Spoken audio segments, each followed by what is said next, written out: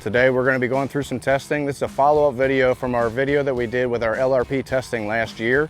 We had a number of different comments that we want to address today. We're going to be testing our vanes versus all of the latest competitors' vanes today. A number of different tests on broadheads as well. All right, the first test we're gonna do, we're at 100 yards. We got our hooter shooter completely anchored down. We got a bow set up at 72 pounds, 29-inch draw.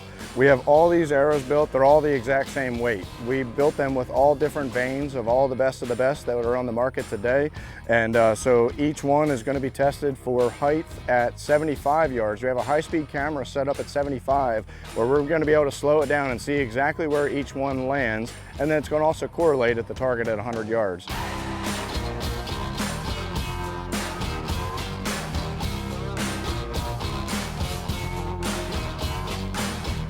All right, well, we shot 3 of each vane configuration, each of the different vanes that we're testing in the test.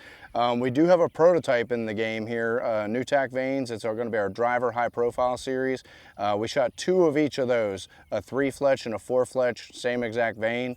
And ultimately what we've got is, so from the first ones we shot with the flex fletch 2.5s, we got one here, one here, one here. So relatively similar height, a little bit of variance left to right. We are waiting for the wind on every shot, just making sure the wind's as calm as possible before we take each shot. Next one we shot was the AAE Air Razor. So we got one a little lower, one in the middle, one a little bit higher. The next ones we shot were the Q2i. We got one here up high, we got one here, and then one down low. And then we shot the Boning Alpha vanes. We got one right here, and one over here on the left. Then we shot the 275 driver 3-fletch, and so each one of those hit higher. So we got one here, and one here. So I think all in, that's about the best group we've got. Next we shot the 225 driver 4-fletch. So we got one here, and one here. So also pretty well stacked in a group, even with the 275s. Like our vanes pretty much all stayed right here. We shot the prototypes next was the driver high profile. So the 4-fletch, both shot here. We did have one down low in the 3-fletch and then one up high in a 3-fletch. So we may test those again just to double check, but ultimately that's what we kind of ran into. It'd be interesting to see, I wouldn't mind doing this test again and marking these outliers to see if they're hitting in the same spot as far as being consistent, and that's why they're dropping low, or if it's random. So this is showing us exactly what groups we have as a point of impact on the target. We're going to go back to the studio, review the high-speed footage at 75 yards, and show where every single one of these arrows went past. Hey guys, Levi here. Getting ready to check out some of these testing on the TAC vanes and even some of the broadhead stuff. I always enjoy being there for this. I wasn't able to be this time. I was at a tournament, so looking forward to seeing the results. Hey, the question is, did you win? I did. So it was worth it being gone. But the TAC vanes are still dominating out on the tournament trail. So I'm interested to see how these tests went. This first test was a drop test. We had the bow set up in a hooter shooter. So in order, with the first arrow right here is a Flex Fletch Pro 2.5, and so we're going to say that came across right at like 3 3/4. Yep. And we did shoot each one of these 3 times. And when we shot them, we shot them all. We got a group. We had a few outliers. See, that one went across right at 3. Same arrow, same build, same fletching configuration. And the other thing too is the bow is set at like 72 pounds, is 29-inch draw. Every one of the arrows, besides the little variance that's going to be in the vane weight, they're all right at like 520 grains. So they're all going to be real comparative to see how they go across this scale at 75 yards. And this was the third shot, also right at 3. Right at 3. This was an AAE Air Razor, so I'm gonna say what, 3.5? Yeah. So right at 3.5, like based on where the point went across. See there, the second Air Razor came across right on 4. We pulled all the arrows that were outside of the main group, and then we went back and we reshot them again. When we reshot them again, they all kind of wadded up in about a 12-inch group. So they were considerably tighter at that point. Maybe we got luckier with the wind at that point, but just to explain some of what we did now, we didn't high speed every one of those reshots. So we have them all on film, of course, but not in high speed. So this would be the 3rd air raiser, and that one fell considerably lower. That might have been, that was probably one of the outliers. Exactly. That was definitely one of the outliers that was low. We ended up reshooting that. It still went back into the group. Probably definitely some downrange wind or something going on whenever you had those weird misses or ones that were way off the other group. Yeah, and specifically, Levi, what I was trying to eliminate is, did we have an arrow spine issue or we had to turn a knock or something weird going on with that? So if we shoot this arrow again and it goes back out of the main group again, and we know that it may be arrow related, right? And not necessarily related to vanes, but when we reshot them exactly how we shot them the first time, they came right back in. So it could have been a slight anomaly with a shooting machine or some wind downrange or whatever. Yeah, for sure. So Makes the human feel a lot better whenever he's shooting groups at 100 yards and he has one that just misses for no apparent reason anyway. Exactly. Well, yeah, I mean, back in the old day, I'd mark them and shoot them again and see if it kept if it kept misbehaving, right? Right. So that first Q2I came right across at 5. So of all the vanes so far, the first 6 shots, that was the highest, and side by side, it's the heaviest vane. So Levi, I'm sure you could explain that, 3, 4, maybe 5 grains, you might see a difference at 100 yards, but would you agree under 5, you probably can't see it with a human? Yeah, I don't think so, honestly. I think it's I mean, maybe if it was exact profile side by side and you did 5 grains, you might, I mean, maybe, but I doubt it. I don't think any human's going to be able to see a difference in 5 grains. You're one of the few, probably. I've never been able to. Yeah. I think this is the 3rd Q2I. Yeah, 3rd Q2I went across at 1.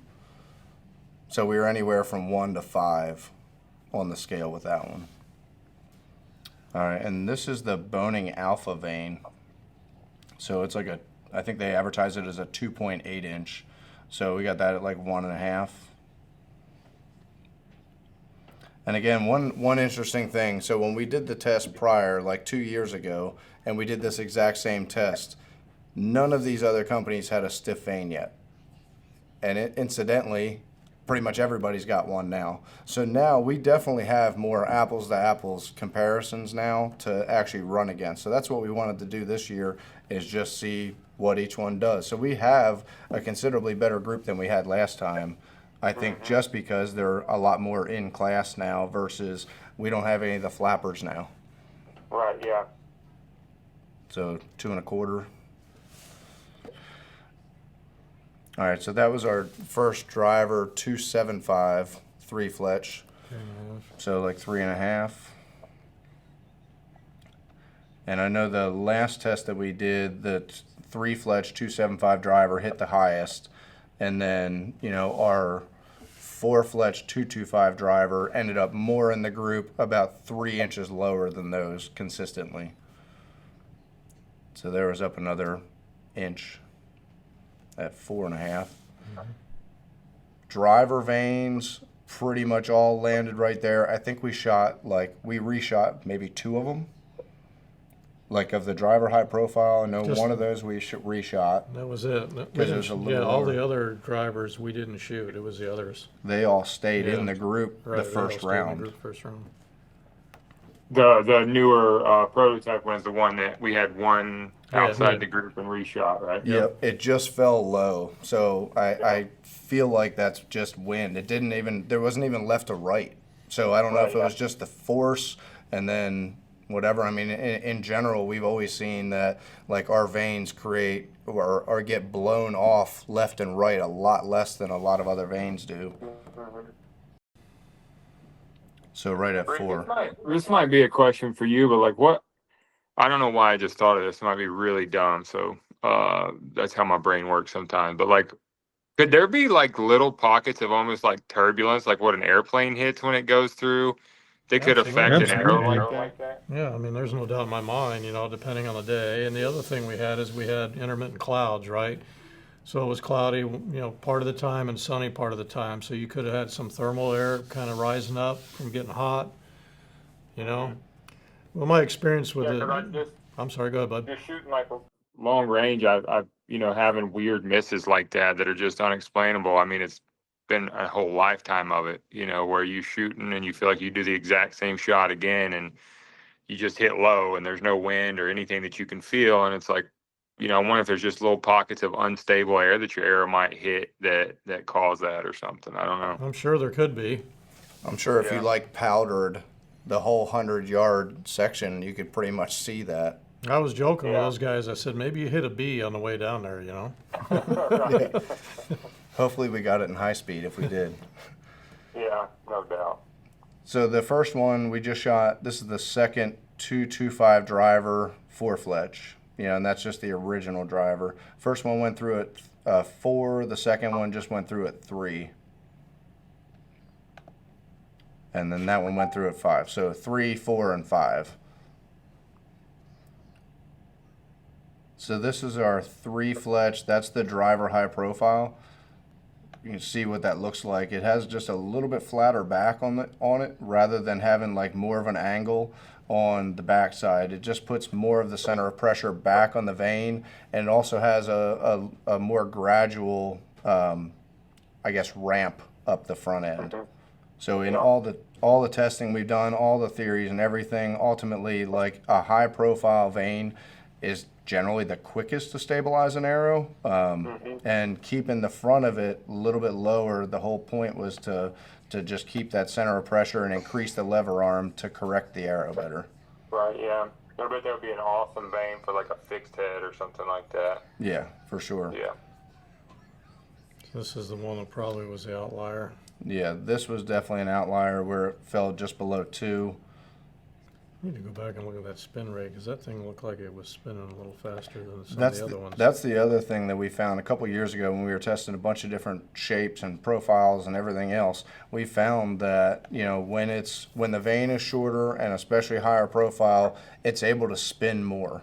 Yeah. You know, and if you have more vane, I guess, like even the 4-fletch 225s last year, we've pretty much established that I guess the surface area, one way or the other, it increases the spin rate, but it fell just a little bit lower, 3 inches or something at 100 yards, which was minimal. Right, but that's kind of what I'm poking at. It looks like it's spinning faster, but it didn't fall lower. Yeah, exactly. Right.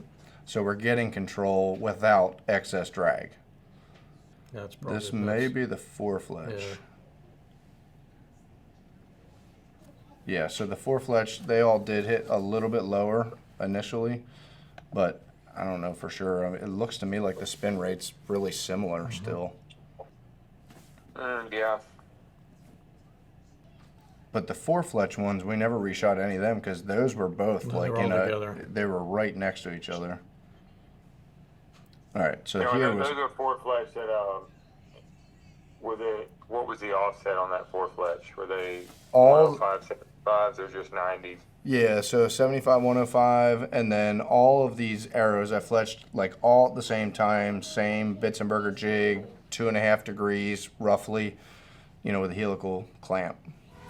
Got it. So that was the group. This was a reshot. Yeah, that's when we did the Yeah. we pulled the outliers. Because and I remember shot. we Yeah, had this one that came way over the left. the Q2I blew way left, and then the one flex fletch was still left, but everything else. We just figured it was the wind at that time because that was the direction the wind was trying to blow. Yep. All right, so here's what we got. We definitely got a little bit better group. We still waited for the wind just like we did the last time. We basically only have like 2 major outliers. The rest of them did really well. I'm going to point out that the 3-fletch 225 driver HP, it's a new one. This is the highest one in a really good group. The 4-fletch hit just a little bit lower. Naturally, it's going to have just a little bit more drag, but I think ultimately we got a good result out of it. Several of them did close up group just a little bit, but I think it turned out really well. All right, next test, we're gonna do like an extreme durability test. We're gonna shoot one of each arrow with each of the vane configurations through 2 different substrates. We got 5/8 sheetrock and we got 1/4 inch plywood.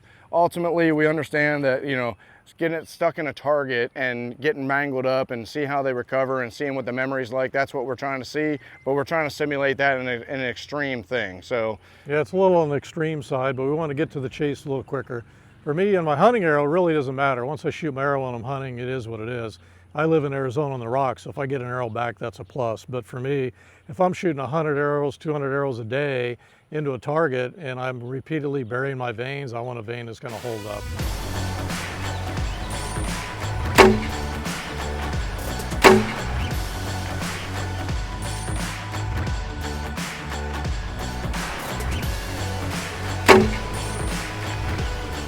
all right, let's see how they all made out. This was the 5/8 sheetrock. So I just want to see how they all turned out. So first one we started with was 275 driver. There's no ripple, well, a little ripple right there. Yeah, tiny little bit Not at the bad. top. I think before long it'll straighten out. Most of the time, that's what we've always seen. Our prototype turned out cool with the sheetrock, got a little marble effect on it, but still like dead straight. But when you feel that, it's fairly smooth, right? This one's the same way, fairly smooth. This one's got a little bit more deviation, a little more rippling. Flex Fletch 2.5. Definitely Got a little bit of ripple in it. it's got a good bit of ripple. I don't know if that'll come back. And the Air Razor is not meant for sheetrock.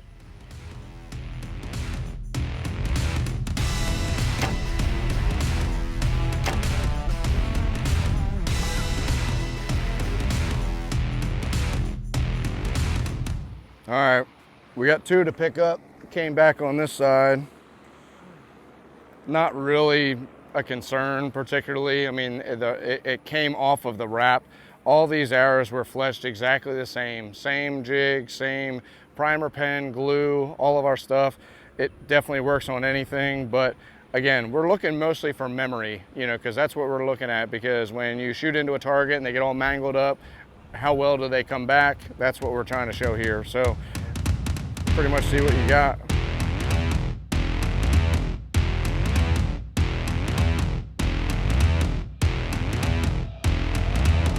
So we're gonna go back to the studio and check all that out and see exactly how they look as they come out of the sheetrock.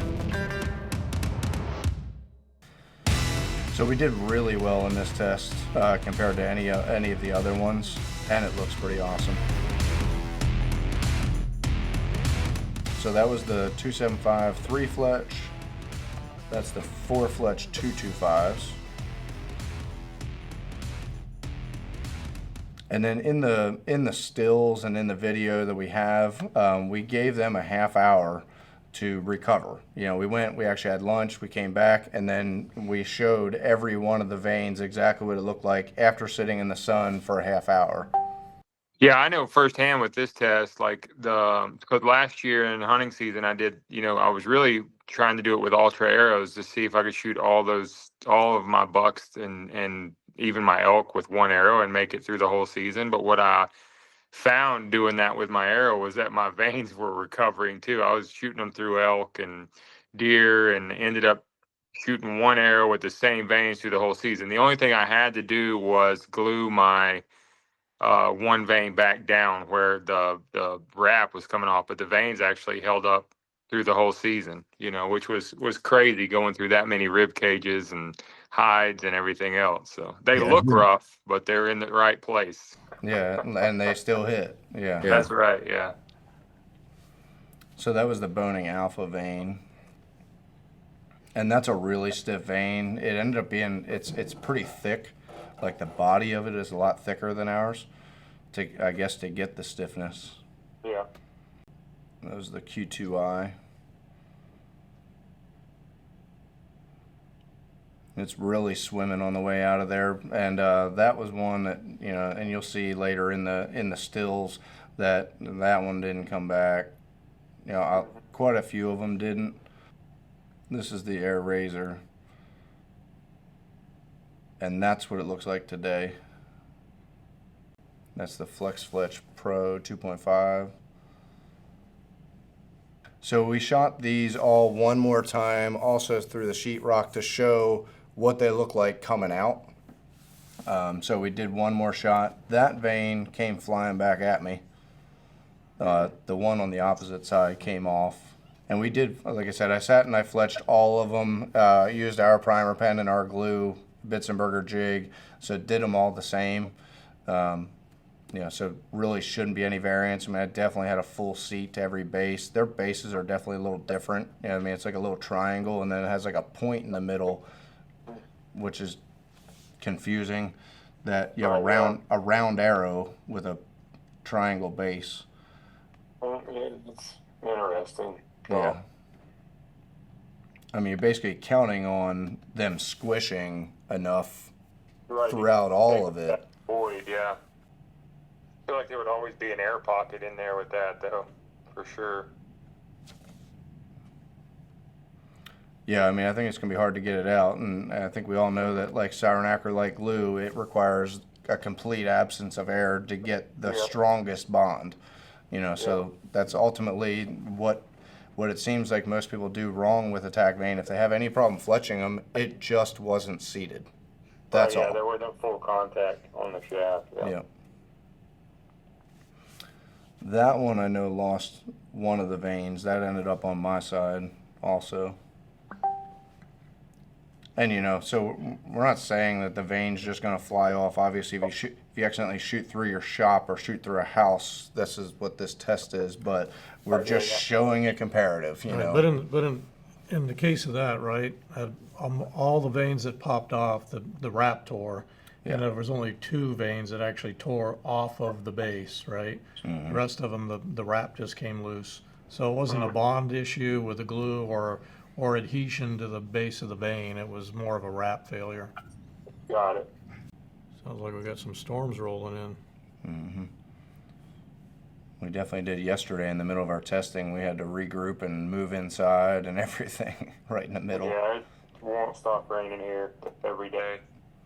It's a big buck year. Yes, that's right. Keep growing that brows for now. Yeah, I've got one that's got giant brows right now too. It's about all he's got, but getting to that point of year, it's hard to stay focused on shooting tournaments. starting to think about hunting season a lot. Depending on what shows up, yeah. That's right. That was the driver high profile. Probably don't even need a broadhead for that one. Yeah. Like what T-Bone said that one time. Yeah. I'll never forget Chris Schaff. Chris Schaff was telling me he shot some, you know, little broadhead that he was shooting. He shot this mule deer doe or something at like 95 yards. And when he picked up his arrow, the broadhead was like locked shut, like never opened. But he said it had a perfect 3, you know, he shot the 275 drivers and had 3 perfect vein slices right through the lungs. Perfect. Yeah. I guarantee you on organs it would cut them. There's no doubt. Yeah. Yeah. So again, to be entirely fair, what we did was we gave these things a half hour in the sun, ate a little lunch, came back, just wanted to show exactly what they look like after 30 minutes in the sun. That's what we're looking at, you know, kind of from front to back on exactly how they recovered or didn't. These last 3 are all TAC vanes. And you see every one of those is more than straight enough to shoot. Out of all these other ones, it looks to me like there's one that was still shootable. We want to shoot through plywood, show that through high speed. We're going to grab a fresh vane of every one of these, and we're going to do that next.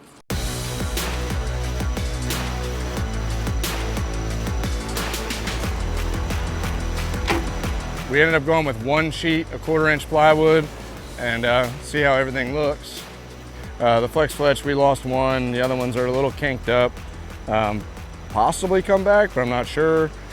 275 driver, that one, it's definitely got a little bit of wrinkle in it, but I would be willing to bet that would still fly at any distance. Air razor, that one tore. Other ones look similar to what they did in both.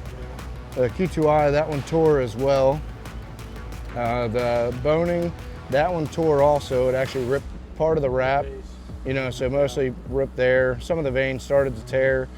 The driver high profile, that one came through unscathed. Looks really good actually. So we need to check out the footage in high speed.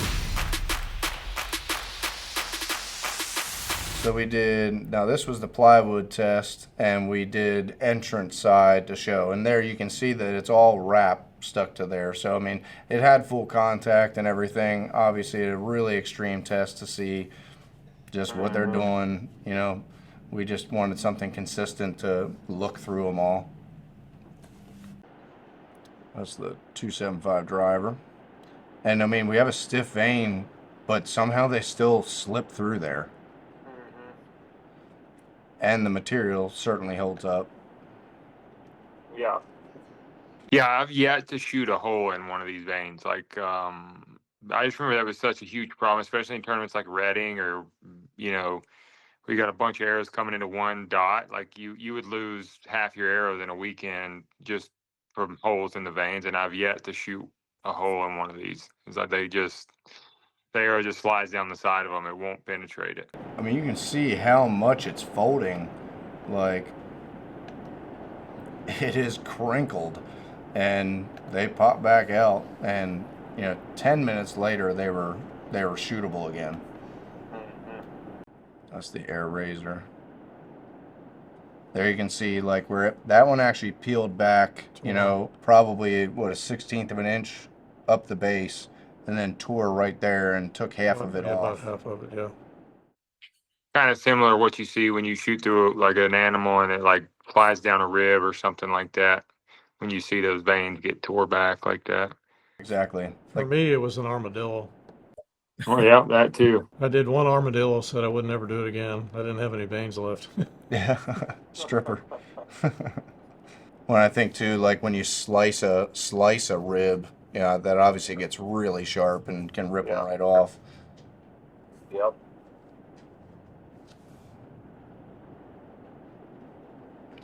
I must have flinched on that shot. Well, you can see you hitting that board at a slight angle as your arrow's flexing, right? It was definitely moving a little bit more than usual. Might have gave a little bow quando. Well, you're Onion on it. Oh yeah, we did a 3 fletch and a 4 fletch in the DHP. All right, so we're getting ready to do the double rib test. We've superimposed the ribs in between each other so that there's no way we're going to get between ribs, and we're going to look at the broadhead performance as it exits the far side of the ribs. We've got our standard broadheads that we do here at Swhacker, and then we've got some rages, and we've got a sever.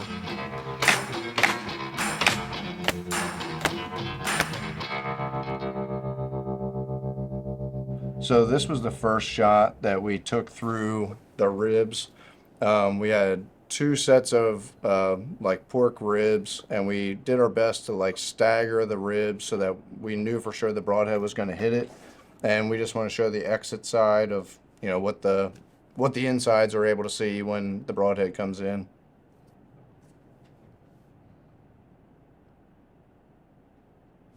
That was the one that opened horizontal. So the blades definitely close back up at some point. Swung forward when the momentum. Obviously, yeah, you have some mass right there. Blood's probably not enough to do it, but obviously, I don't know, lungs aren't that far inside that's going to keep the blades back, I'm sure. Right. Or I would guess. But we'll see if any other blades did that. Really just the force of that arrow slowing down, closing those blades back. That's what I think, yeah. You're losing your velocity, right? You're slowing down, so the momentum of the blades wants to swing forward since it's in nothing but air. Yeah. So that's the cut on contact rage, also 100 grain 2-inch. And I think it took us like 3 shots to smash a rib. Gotcha. And then we readjusted the ribs a little bit, at least 1 set of them, and then we started hitting some. I couldn't turn it enough to make sure that every blade goes in vertically, of course. Pretty sure that one blew a chunk of bone out right here. Yeah, because we get all that splatter. It's hard to see, but it almost looks like only one blade open on that one. You see the one like swing back. Oh, you know what? I think that's the sever, because their blades, like, once they open, they pivot. So I think that one pivoted. Probably hit that bone and like pivoted. It looked like one blade after that. Yep. And that was one of the top comments that we had on the previous video was, why didn't you test the sever? And so that's why we made sure it was included in this one. Yeah. And so kind of same thing, you know, the blades definitely start to go forward again, I think, because it just slowed down. Yeah, they're fully open when they come through. They slam open and then just bounce back because there's nothing keeping them back. Yeah, I think all those that are doing that, though, would stay open because of the tissue and organs and they will. And stuff won't allow it to go back. That was a 2.5 inch. Yeah, Which is why you guys pick them up off the ground, right? And they say the blades are closed, so it didn't open. Right. Right. Because it closes back up after it goes through. Yep. Mm-hmm. Well, especially if the vanes hang up. I mean, this is going to allow them to show back. I mean, we got a bunch of footage just yesterday with the test that you could see. Like, I pulled them out, took it out, and just like turned it upside down, and the blades still fall back shut. Like, the blades hold up really well, you know, because of the design. Well, in artillery rounds, right, when we're doing analysis, you have set forward and set back, right? So the minute you fire an artillery round, you've got set back. And then when it exits the barrel, it immediately starts slowing down, and you have an opposite force. And so it's not intuitive for a lot of people to think about. As soon as it starts exiting, the arrow is actually slowing down rapidly, and the blades just swing forward. Yeah. Yeah. I mean, the number one response that I get if somebody says that their Swhacker didn't open, you know, I'll ask them, like, send me a picture of the broadhead where I can see the slot real good. And they're like, no, I never shot the broadhead. It's a brand new one before I shot that deer. And then they'll have that big ding right in the side of the ferrule. So it's clear that fully opened at that point. Yeah, for sure. Yeah, it's an unmistakable mark on that broadhead whenever it opens. Yeah. Yep. Yeah, it can't be from anything else. No. That one definitely hit bone right there. Yeah, smashed it out. That was a 3-inch, wasn't it? That was the 3-inch, yep.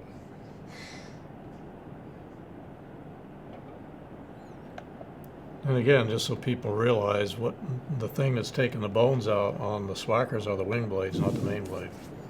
Mm-hmm. So the next test. That's my favorite thing about them, is that they're not having to cut through those bones with the actual blades.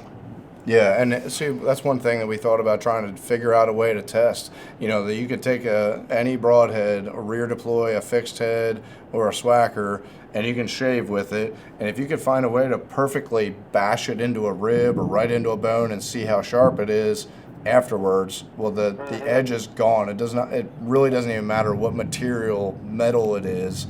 You know, I'm sure you would agree, like, it's going to knock the edge off. And so before it even gets into anything, the edge is already gone. Especially, I mean, Levi shot enough elk. You get them old bulls that have been rolling in the mud, you get a 1/2 inch of mud on the side of that bull. Mm-hmm. For sure. I mean, I've shot bull where it looked like it was dust comes off the side of the elk when the arrow hits them, right? Yeah.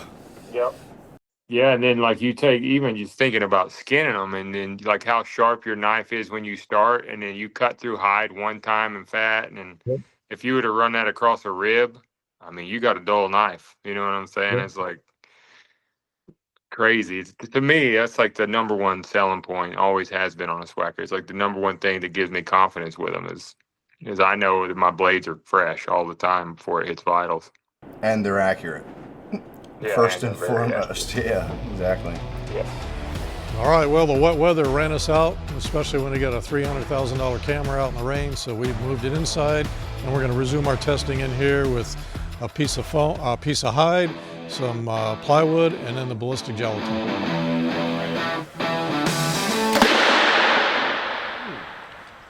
Yikes.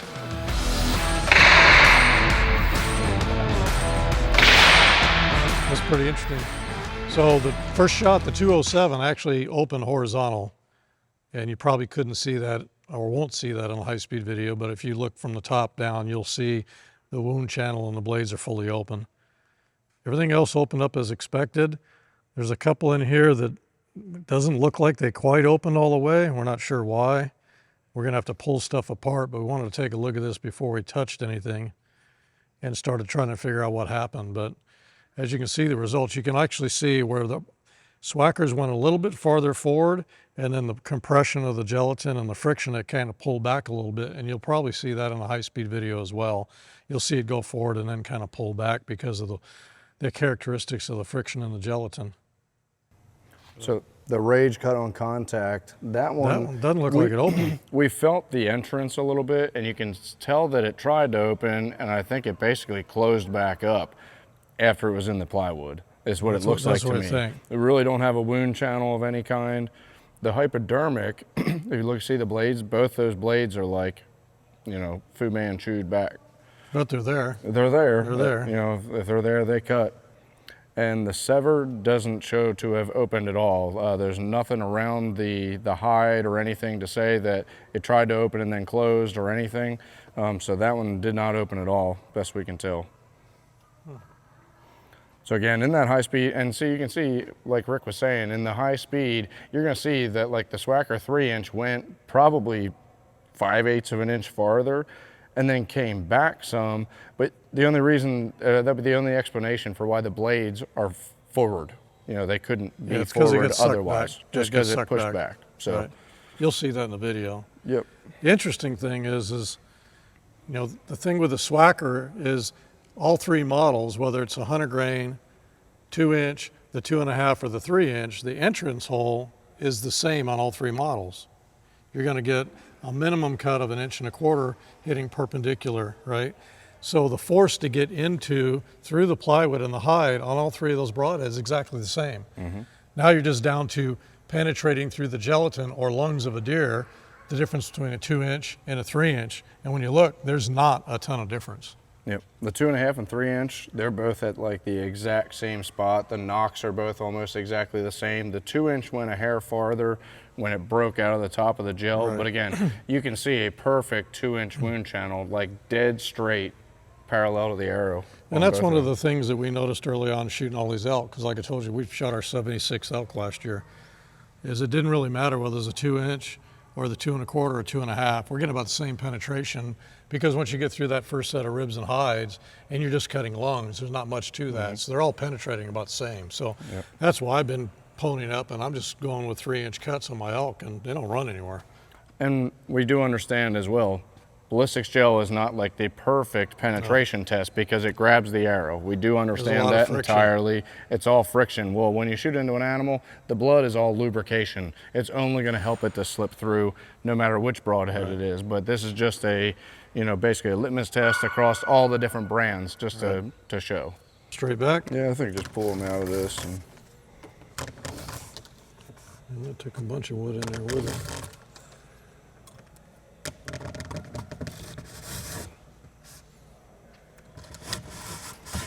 That's the Rage no open. No open, no collar. Why did that thing not open? And the sever, like, the they work fine. Band's gone. They work fine. Yeah. So why didn't it open? I didn't realize that lock is just to keep them locked open. So they're barbed. Well, I mean, I think the best thing we can do is we look back at the high speed and see exactly what happened. You know, I think that'll tell us a lot more there.